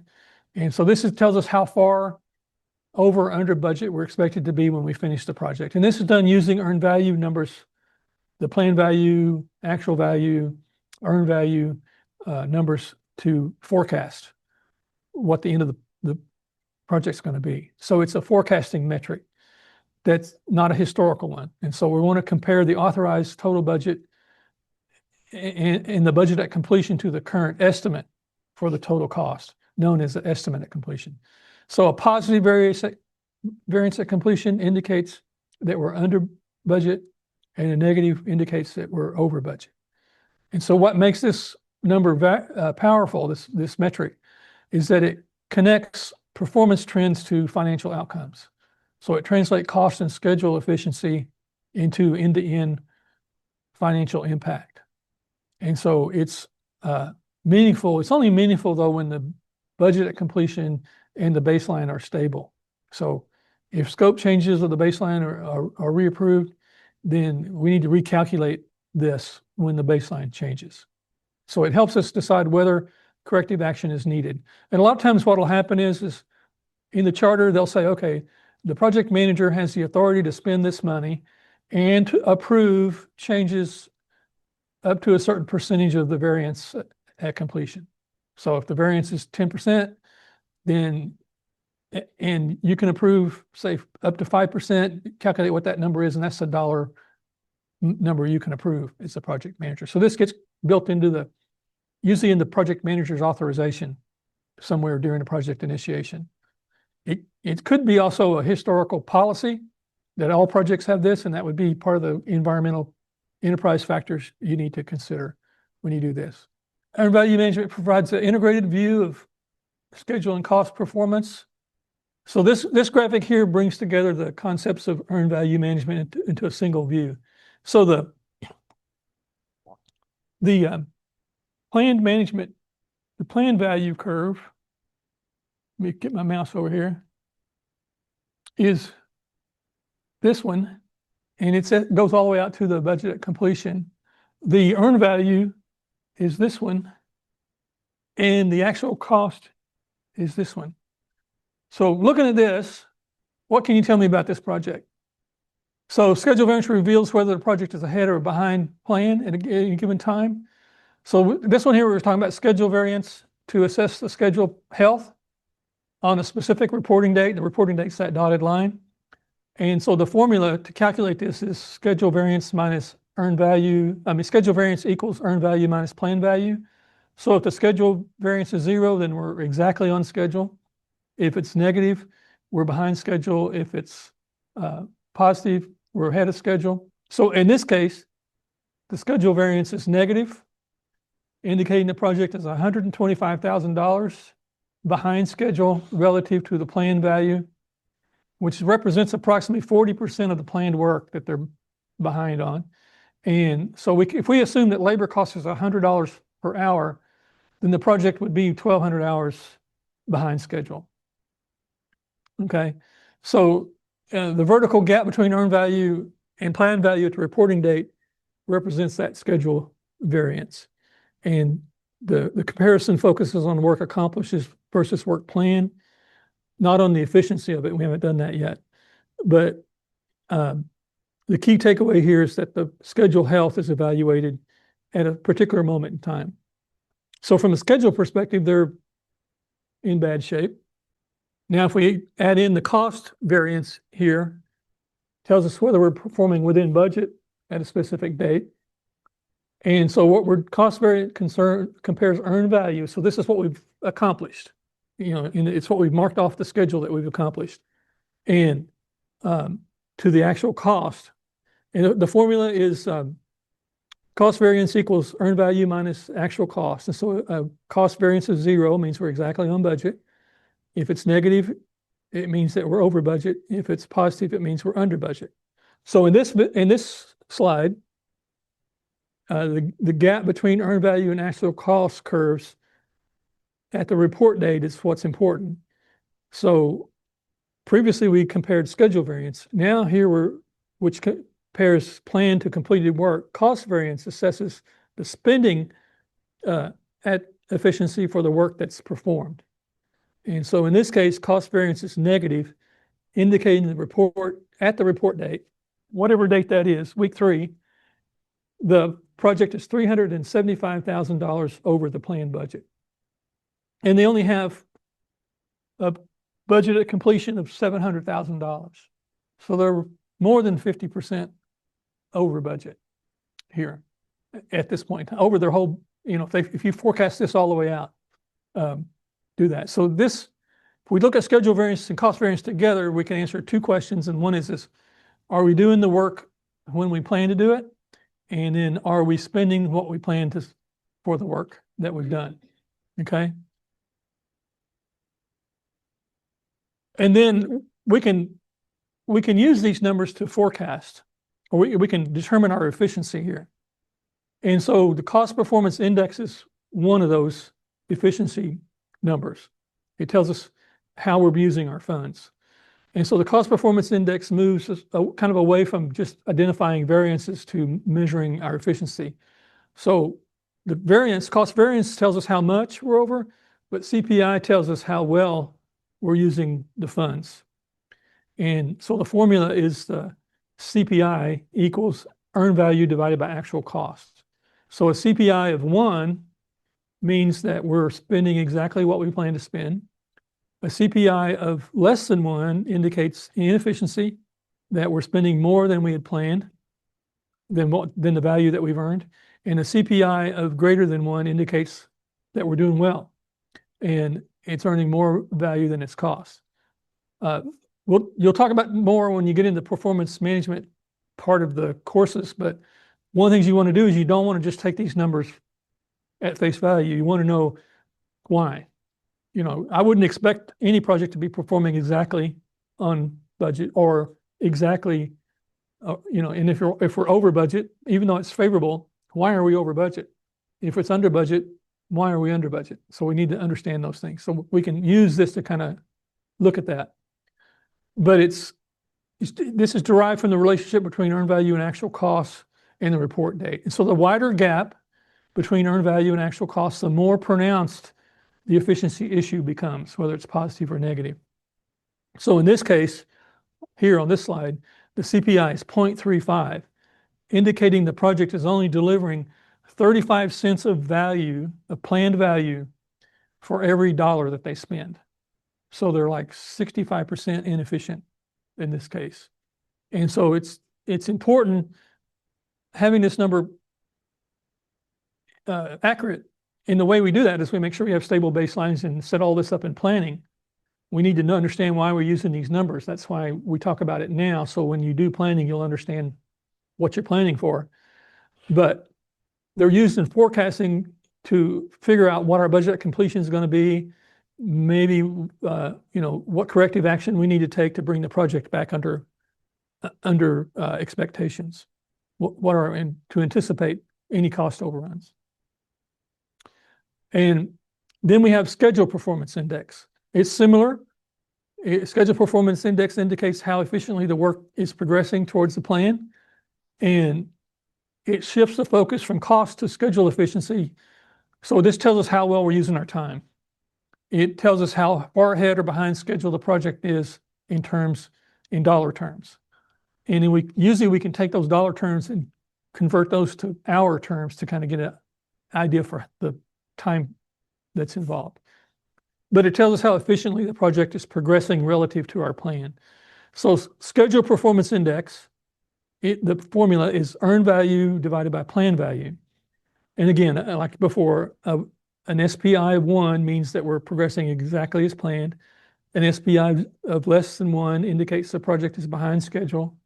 So less work has been completed than planned. An SPI of greater than 1 indicates the project is ahead of schedule. So here, we're calculating the earned value to plan value at the report date, and the earned value of $175,000 compared to their plan, what we had planned to have delivered, is $300,000, results in a SPI or schedule performance index of 0.58. So they're very inefficient with their planning. So it's important though to note that schedule performance index reflects schedule performance in value terms, not in time directly. So we have to do a conversion to get it into time. So it's usually like some kind of hourly rate. We know for all the hours of time, duration that we've estimated on the project, our mean or mode, or our mean or mode levels of hourly rate, dollars spent per hour on labor, we can just convert that to time and stretch that out. You could even take the estimate of completion and add up all the time in between and just divide it out and come up with with a number. So together though, the CPI and SPI help us determine whether we have issues are driven by time or cost or both. And so when we're planning, we need to make sure we build in governance especially good data collection processes, and make sure that we have good numbers. Because if we don't have good numbers, we can get into problems with something like this. There's another one here called 2 complete index. And what it means is this is the efficiency required to meet the remaining financial objectives. So the 2 complete index, or TCPI, answers a different question than CPI. CPI tells us exactly what the project has performed so far, but TCPI, 2 cost performance index, tells us how efficiently project must perform going forward to meet the financial target. So it's calculated using the remaining work and the remaining funds. So from the report date forward, okay? And so it shows the efficiency required to finish. So what we're doing is if we go back one, we're going to start here at this and go forward. So we're down here. Our earned value is right here. So what is it going to take for us to maintain our consistent budget at completion? So they're operating at about 60% inefficiency on both numbers. So they're going to have to operate at 100% of what they planned to do before, plus they're going to have to make up that 60%. So in this project is probably, the TCPI for this project is probably going to be somewhere around 165% or so of what they expect it to be. So they're almost double. And just bringing in twice as many people isn't going to solve a problem like this. This project here is probably going to need to be re-baseline. But if you have a project that's like, your 1.10, 110%, 1.10, then 10%, you might be able to bring in some additional resources, might be able to cut some scope to bring that performance up to where you're actually scheduling 10% higher than planned. So this will help usually what you do when you get a position like this, then you're going to have to go back and replan the project. And that's why this is important for understanding this from a planning perspective, because you'll need to know what that is compared to your original plan. So it's a decision-making metric. If one is significantly greater than 1, the TCPI significantly greater than 1 signals that we've got maybe have a problem with our future efficiency. It might be unrealistic to meet our budget at completion. So significantly lower than 1 probably signals that we missed something. If our TCPI is, we're way ahead of schedule, we need to figure out what that is. So this basically connects forecasting with our feasibility, what we're doing. So estimate completion, we've talked about that some, but it answers the question of what is the project likely to cost when it's finished. So we start out with budget at completion when we finalize the budget. Now we're going to do estimate completion. So we're going to take our performance, SPI and CPI, and extrapolate that out.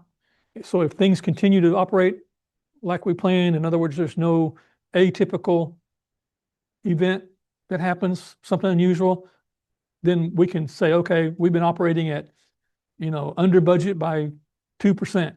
Well, we expect to be 2% under budget at the end. At estimate completion, we can drop that number down. If we're going to be over, then we can use these numbers to forecast estimate at completion. So this is a slide that's used for forecasting, and you can see what we've done here.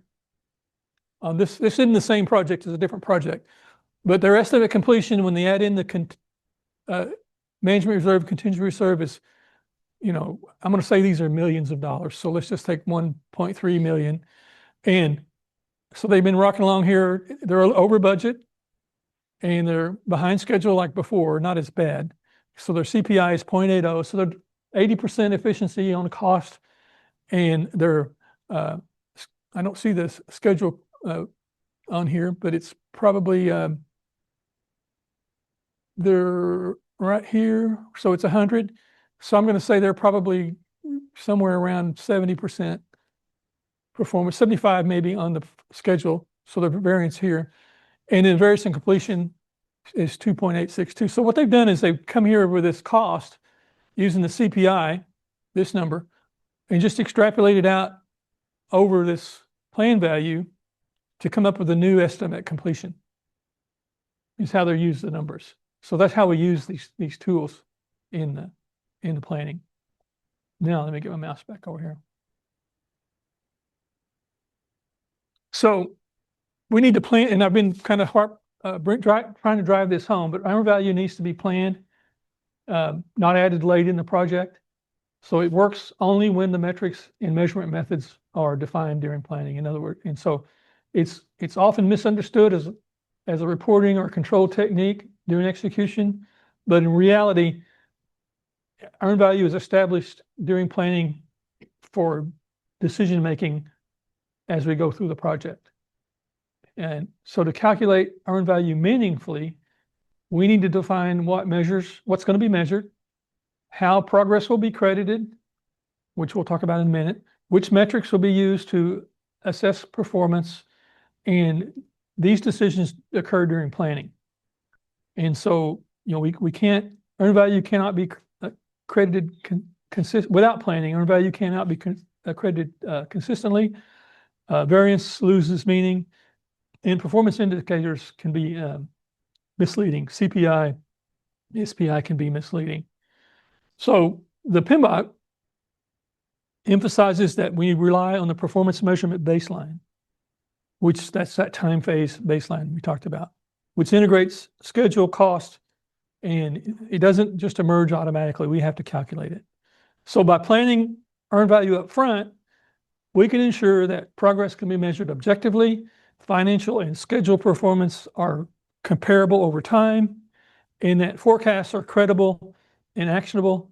And so kind of wrap it all up, earned value is not something you just turn on during execution. It's something you plan for.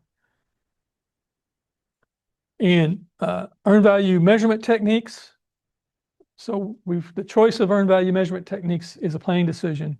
And so the nature of work, how we're going to measure the work. So it's driven by the nature of the work, the ability to observe tangible progress, and the direction and predictability of the effort. And so this is how we determine we're going to calculate earned value. And then thanks. The air's kind of dry. Then this slide here bridges why the techniques are chosen and how they're later used. Okay, so selecting the wrong one can lead to artificial earned value inflation. It can lead to, we can mask our cost estimates. It can lead to misleading CPI and SPI trends. So we want to, mature planning teams explicitly assign these techniques to work together.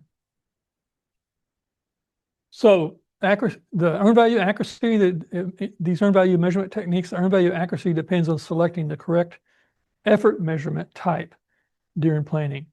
So at this point in planning, the team needs to decide how we're going to credit progress, not just what the work's going to be done. So discrete effort, work that you do something, you could have a definite start and stop date on the task, is kind of the foundation of this because it ties directly to tangible output. So when we break down that work breakdown structure and we're listing the activities or tasks, we're adding up those to come up with this. We'll measure those. That's discrete events. And then apportioned effort allows us to measure work without actually artificially inflating performance. It moves as related discrete work processes. So and I'll explain all that in a minute. And the level of effort is limited in earned value because it advances uniformly with time. It doesn't indicate productivity or performance, where apportioned is allocated as work gets done. Okay, and so these decisions are made during planning. So discrete effort. Discrete effort requires explicit progress credit rules tailored to task duration and reporting periods.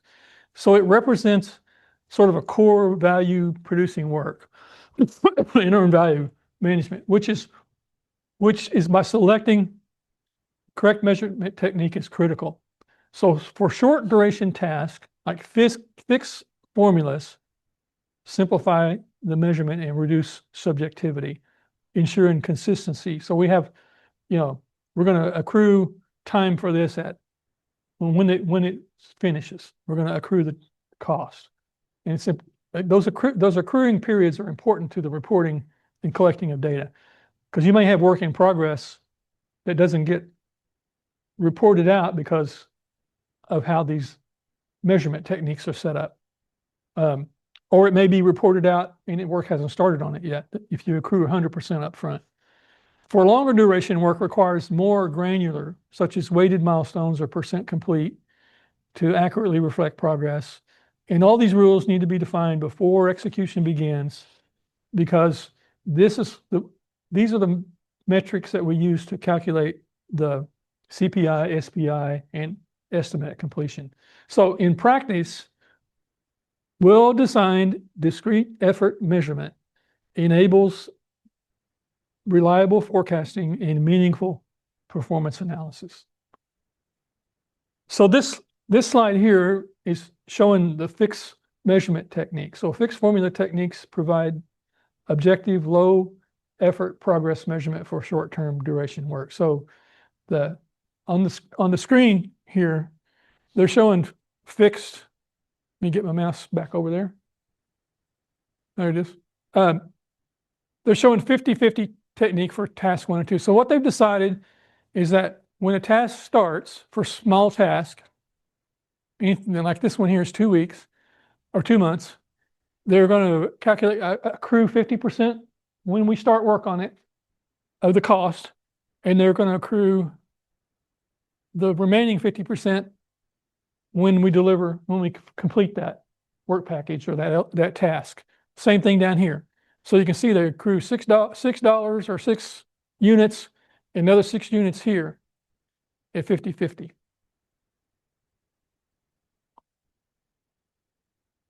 So this is the 70-25 technique. It's the same kind of rule. It's an apportionment rule. Wish my mouse would stay on here. So they're showing the 25-75 technique. So we got 28 units here total. So when this work package or this task starts, they're accruing 7 units of it, and then they accrue the final 21 units. So if our report date was right here at the beginning of the month, then this work is going to be in progress, and there might be some of this that's not reported. And on a single task like this, it's not a big deal. But if we've got hundreds of tasks all in the same situation, we need to be aware of this in the planning part of it so we can adjust for the reporting cycle.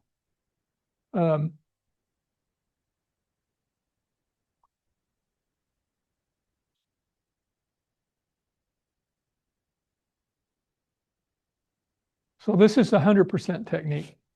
And so what they've done here, this is like for 1 month. Like up here, these were 2. And they've decided here that they're going to allocate it all when that starts, because they expect it to be delivered within the month, which makes sense if you go back to the other 50-50 rule they had. So this is called a weighted milestone. The weighted milestones provide a little more accurate earned value measurement for longer duration work. So the weighted milestone technique we use it to measure the longer term discrete task. Discrete means that we have a defined point where we deliver something. And so this slide here shows that the weighted milestone techniques for 2 and 5. So instead of crediting a value only at the start or the end of the work, they break it into a series of milestones, the work in a series of milestones, each representing some tangible, deliverable, or verifiable achievement. And so the milestone's assigned a percentage. So in this case, they've got, I think it's how many units they got. I can't do the math in my head. There's 24, 16, so that's 40, 58. And so what they've done here is they said, okay, we've got this milestone that ends in the middle of March. So we're going to allocate 8 to start. And in March, when we deliver our first deliverable, we're going to accrue 12 units of cost. Then in the middle of April, we're going to have another milestone and we're going to accrue another 16 units. And then we've got, looks like 6 weeks here towards we get to the next milestone and we're going to deliver 12 units. It gets accrued in our accounting records on how we're going to accrue these costs. And by understanding this, again, it helps us understand what the performance measurement means. And these are decisions that's made in planning. And we have a similar thing with this task 5 down here, 4, 8, 10, and 6. So the percent complete is another thing that happens a lot. And this one here, I see this a lot when I work in software projects. Because the work is kind of intangible, and you go ask them, well, how much do you think you have left to do? Well, I'm about 60%, 40% done, or 25% done, something like that. And you just kind of have to take their word for it. So they think they've done, 40% here, and they've got 40% complete. They got 60 units measuring. So the plan value is 100, and the earned value is 40 in this case. So percent complete it's simple because you can usually just ask somebody, but it's also the most vulnerable because it's too subjective. And if it's not carefully planned, in the most basic form, it relies on a responsible and whoever's reporting the work needs to be responsible in estimating how much work has been completed in each measurement period. So it needs to be reliable. And like I say, sometimes in software, especially, they have no idea. They just know they've been working. They estimate it's going to be 10 days and they're 4 days into it, so they're 40% complete. We don't know because we can't measure until it's done. So this shows that the interpreted estimate is 100%, and the metric used to measure it is a percentage of what's delivered, what they think is delivered. So without objective indicators, we can get to optimistic bias and inconsistencies in reporting.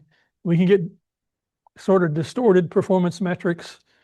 And so percent complete is often discouraged unless we have controls in place for it to validate it. What we do sometimes in software development is we'll do a peer review. So we'll get 2 people to look at the same code and they look at what they're trying to accomplish, and they can kind of say, well, we think we've implemented 40% of the requirements. You get or maybe 3 people. You get somebody else to validate it, basically. But so how percent complete can be it can be supported when we can support it with objective measure, it becomes more reliable. So if we have this big task and we got to deliver 10 units of something, and we can measure, it becomes more discrete. We can measure those, we can deliver 4 units and we can say we're 40% complete. We can do that kind of thing. So from a planning perspective here, it's not whether we use it, but if we use it, how we're going to use it, how we make sure that it makes sense. So we need to establish what constitutes measurable progress, what percent complete will be calculated, and then who validates the reported progress. So when we got these rules defined up front, we can use this as a really practical tool, and it's usually inexpensive to do, doesn't require any fancy measurement.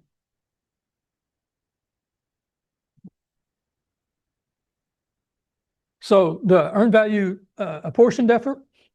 Apportioned effort is used when a task supports another activity that's measurable, but doesn't produce a standalone deliverable itself.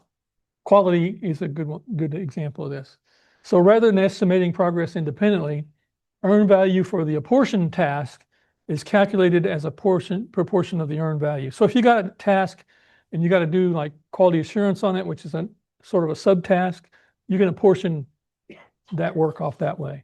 And this technique helps us maintain consistency and objectivity by trying to support work directly measurable to the project. So we're really focusing on the system development here, that's our main thing. Quality is part of it. It needs to be kind of rolled into it, but we need to be able to portion out the quality part of it so we can measure both of those together.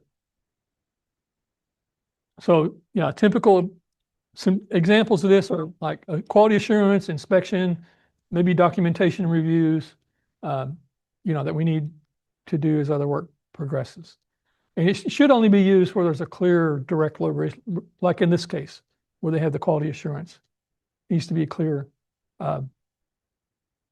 distinct relationship between a portion, the support task and reference, what they call a reference task. So the level of effort is the next technique. And level of effort, earned value, it's based on time elapsed, not on measurable work process. So some project activities consume time and resources, but don't produce a tangible, measurable deliverable. So examples of this include project management. Eats up time, but doesn't produce a deliverable. I don't know. I think I'll argue with that, but that's typically how it works. Coordination, administrative support, things like that. So we can't calculate earned value, or we can't measure earned value by physical progress, so we just use time. And so in these cases, we use the level of effort technique. And we can assign plan value for each reporting period. So we have project management budgeted, and we just burn it down. We know we have that. Because earned value equals plan value, level of effort always appears on schedule. In other words, we don't have any variance because we're always just tracking it down. So there's no schedule variance. And we can, because the overall performance is on schedule. In other words, we're just counting time based on the condition of level of effort. It can also distort cost performance if the actual resources performing the work differ from those assumed in the baseline. So say that we're the administrative support, and we said we're going to need 1 or 2 people to do that, 2 full-time employees. But it turns out that we've got enough administrative work that's going to take, which happens a lot in the education world, it's going to take 2 more full-time employees. Well, if we're just tracking the budget for the 2 and we don't add in the cost to change our budget to add in those other 2, then we're going to get problems with our cost management, cost variance, performance invariance. Okay. And so choosing the right technique during planning ensures that we have accurate performance measurement. So it's not an execution decision. This is it's a part of our planning strategy decision to determine how progress is credited, how performance is interpreted, and how reliable earned value metrics are later in the project. So if we have a task that produces a tangible deliverable, then we want to use discrete effort techniques. They give us the most accurate and defensible performance data. When work spans longer durations, milestone-based or percent complete techniques may help maintain visibility. And apportioned effort should only be used when the work truly supports some kind of measurable based task. Using it incorrectly can inflate perceived progress without reflecting actual value achievement. Level of effort should be treated with caution, and because a level of effort tasks consume resources but need to be tracked. So they always appear on schedule and can mask real performance if overused. So from a planning perspective, selecting the wrong earned value technique undermines the usefulness of the schedule variance, the cost variance, the cost performance index, and the schedule performance index, and all the forecasting metrics that we do. So it undermines the whole thing. And so effective earned value management begins with an intentional measurement design aligned to the nature of the work and the project control needs. Okay, so again, there's kind of a big thing out there when you get into actual work in real life. A lot of times this is like going to feel like the guy in the video, and people feel that way, so they just throw their chalk down and we'll deal with this later. And then they run into problems and they wonder why. So it needs to be understood at planning. So earned value technique here, again, helps us, it influences all these measures, CPI, SPI, and the reliability forecast. So when we calculate CPI and SPI, and we only forecast such as, when we forecast our estimate of completion, we treat the numbers as objective facts, but in reality, they're only as reliable as the way earned value was measured in the first place, right? It's only, our estimates are only good as the data that we have. So earned value technique is selected during planning and determines when and how earned value is credited. Decision directly affects the CPI and SPI values. So, for example, a fixed formula techniques like the 50-50 trend that we saw earlier tend to smooth performance early, while the percent complete techniques can introduce subjectivity, and weighted milestone techniques provide more accurate signals only when the milestones are well defined, right? So it all goes back to planning. And because the SPI and CPI ratios are built on earned value, any distortion in earned value flows directly into performance indicators, and this distortion compounds when we use these numbers to forecast. It compounds in our forecasting.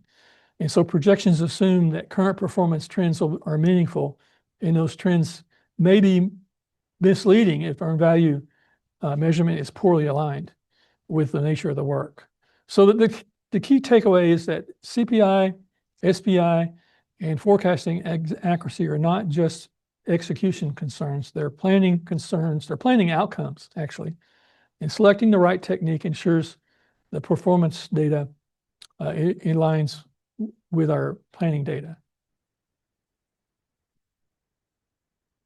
So, earned value measurement in the finance, performance finance domain, it translates financial planning decisions into actionable performance.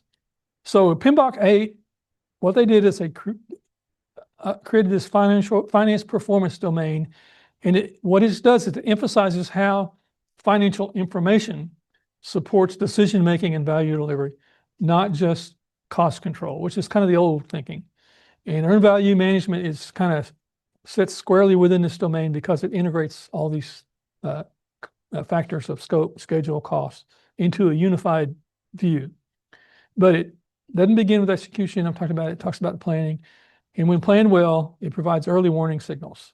So we can, like these projects, we can look at the one we saw on the board where they were $300,000 past behind over budget. I'd probably recommend that they stop that project and start and do something else with that money.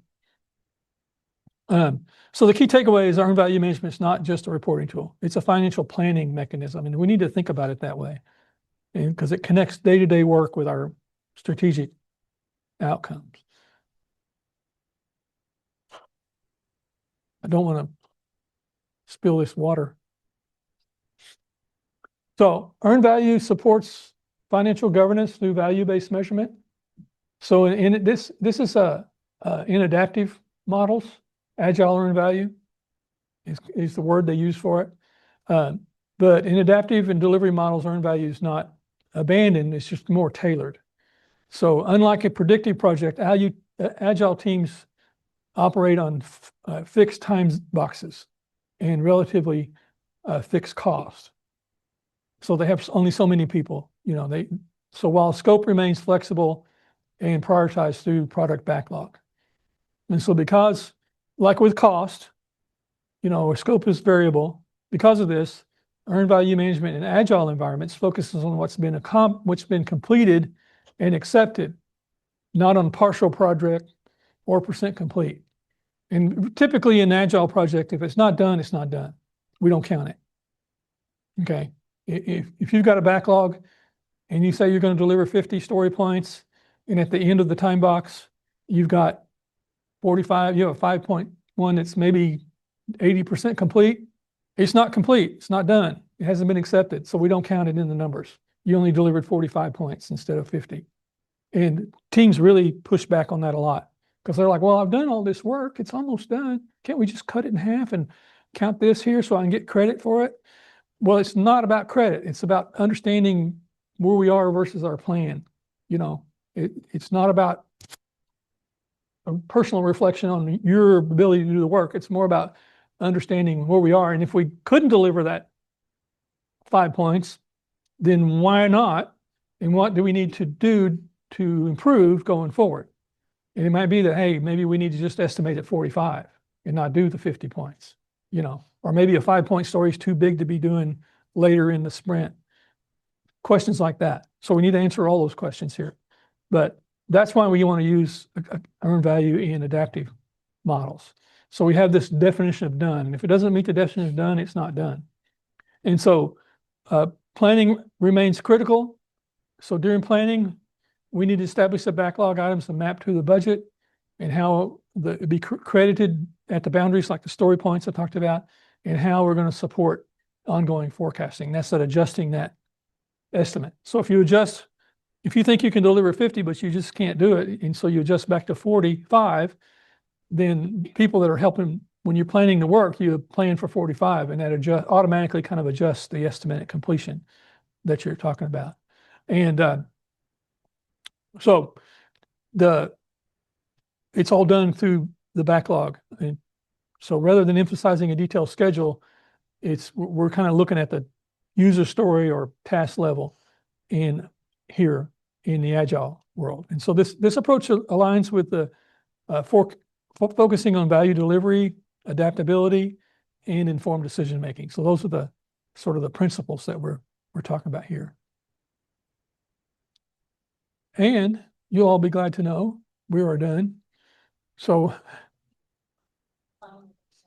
now, no exams.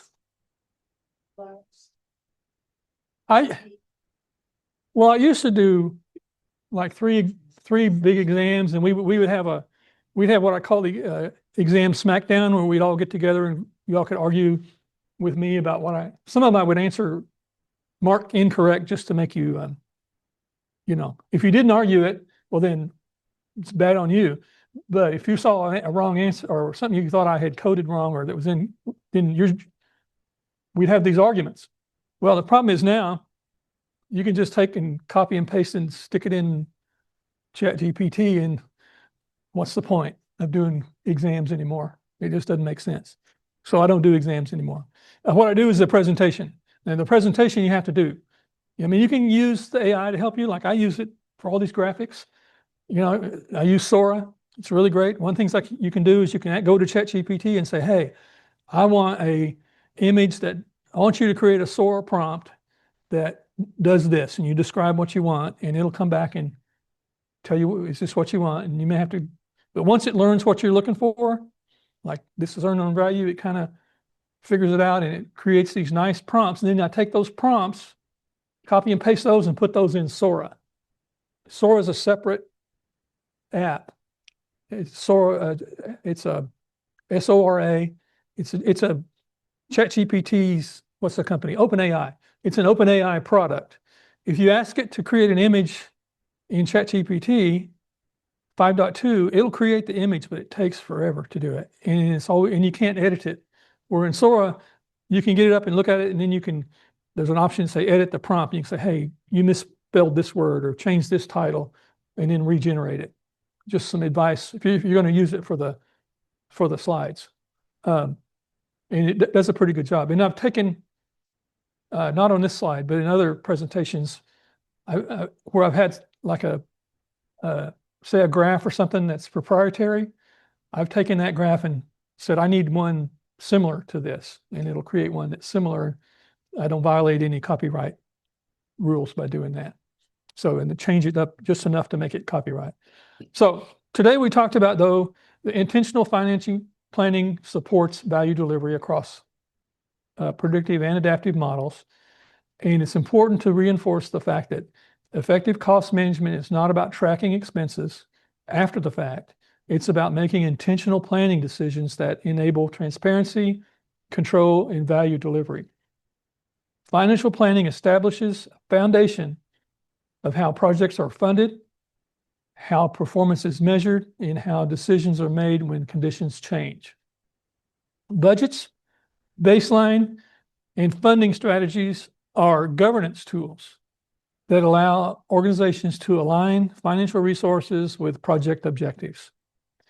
Earned value management plays a critical role in this framework but only when it's designed during planning intentionally, when it's intentionally designed during planning. And the selection of measurement techniques, baselines, and metrics directly determine the quality of the performance insight and forecasting accuracy later in the project. And so finally, whether a project follows a predictive or adaptive approach, intentional financial planning remains essential. While the mechanisms of doing this may differ, the goal is the same: establish informed decisions that support sustainable value delivery. So that is the end of my speech, or my notes, anybody have any questions? If there's anybody still online, I can't see them. Oh, look at there. We have a bunch of people online. Y'all have me? Well, it is now 11:35. So let's get the heck out of Dodge. How about that? You guys online have a great day. Stay warm.